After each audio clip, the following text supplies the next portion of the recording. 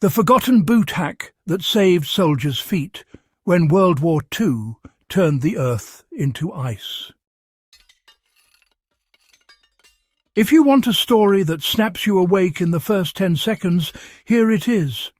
In the winter hellscapes of the Eastern Front, soldiers didn't just fight an enemy army. They fought a weapon far more brutal, far more patient, and far more merciless than any steel or gunpowder. The cold, the kind that doesn't warn you, the kind that creeps in silently and steals the feeling from your toes until they turn black and fall off. And right when Frostbite was destroying entire divisions, a simple trick, so primitive it sounded like superstition, started saving lives. A hack made from scraps, paper, and whatever a soldier could grab. The bootliner method, a survival secret born in World War II that still works today.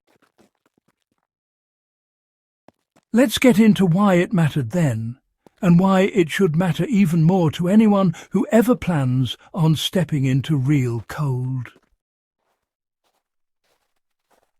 When temperatures on the Russian front collapsed to levels that could freeze exposed skin in just minutes, frostbite became, well, the silent executioner. German medical logs read almost identical to Soviet ones. Feet swollen, pale, then black. Toes dropping off like burned twigs. And you know, once tissue froze, there was simply no recovery. Amputation was the only path forward. The tragedy was that it didn't take a blizzard to do this, just moisture. That was the real killer hiding inside every boot. See, soldiers walked long hours. They sweated. That sweat soaked their socks, and in sub-zero temperatures, wet wool turns from insulation into, well, an ice wrap. Even the best boots of the time, thick leather, reinforced soles, felt inserts, couldn't stop moisture from destroying the insulation. Men weren't losing their feet because of bad gear. They were losing them because no one understood moisture management. Not yet. That's where the bootliner trick changed everything. This was survival innovation in its rawest form. You had men freezing to death. You had supply lines barely functioning. And you had no advanced fabrics, no high-tech synthetics. So soldiers did what desperate humans always do. They improvised. Someone wrapped their feet in paper. Another stuffed straw inside their boots. Others scavenged cloth scraps or newspapers. They weren't insulating. They were absorbing sweat before it had the chance to freeze. And suddenly it worked. Soviet troops realized newspaper absorbed moisture better than almost anything else they had. Germans found that straw not only trapped air, a natural insulator, but also acted like a primitive moisture sponge. Canadians used thick felt liners they could pull out and dry by the fire every night. It wasn't about the material, it was about the system. An inner moisture-wicking sock, a middle absorbent layer, and a removable outer boot that could breathe and dry. This is the exact concept modern survivalists call the vapor barrier principle. Modern Arctic boots, vapor barrier socks, removable liners, they all trace back to this crude but genius wartime hack. Soldiers were essentially designing cold weather gear decades ahead of the science. And here's how you can use this today, practically immediately and without fancy gear. If you're heading into the cold, start by wearing a thin synthetic or silk inner sock. That's your sweat manager. Then create your own liner. Newspaper works, paper towels work. Even dry grass sandwiched between two thin cloth pieces works. This middle layer's job is simple.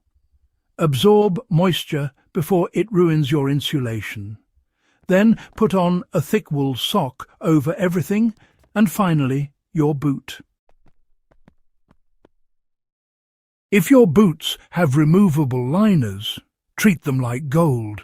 Take them out every night and dry them fully. Heat is great, but even body warmth helps, honestly. Soldiers used to keep them inside coats while sleeping so they'd be ready by morning. Finnish troops, masters of surviving cold, carried 2 liner sets. They swapped at midday before moisture built up. That small routine saved countless feet. This isn't bushcraft flair.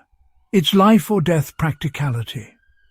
One thing veterans consistently reported was the psychological effect of warm feet. A soldier could fight longer, think clearer, march faster. Pain in your feet breaks your will. Warmth restores it. For modern survivalists, hikers, or anyone who finds themselves in real cold, the lesson hasn't changed since 1942. Your feet are your lifeline. Lose them and the battle is already over. From a historical lens, the bootliner trick is one of those small yet revolutionary wartime adaptations. It reshaped military doctrine. Armies began understanding that staying warm isn't just about piling on insulation. It's about controlling moisture, airflow, and evaporation. This led directly into the development of post-war cold-weather boots across NATO. Look at modern military footwear and you'll see echoes of straw, felt, and old newspapers in every layer. For survival enthusiasts today, this is priceless knowledge. You can buy the most expensive insulated boots on the market, but if your socks get wet, the cold wins. Moisture is the real battlefield. Dry feet aren't luck, they're strategy. That's why this old trick still matters. It's simple, it's cheap. It's time-tested under conditions so brutal that only the toughest humans endured them. And it came from soldiers who didn't have advanced gear, only grit and ingenuity. The bootliner trick turned trash, newspapers, straw, scraps, into shields. It transformed the poorest materials into a survival system trusted in the deadliest winter of World War II. And if you're serious about survival, whether you're trekking, hunting, or preparing for emergencies, that's knowledge you can apply right now. Because nature doesn't care how modern you are. It cares how ready you are. If this hit you with something new and you want more forgotten survival wisdom pulled from the real trenches of history, make sure you subscribe to HistoryHQ. And share this with someone who respects real history. These are lessons worth keeping alive.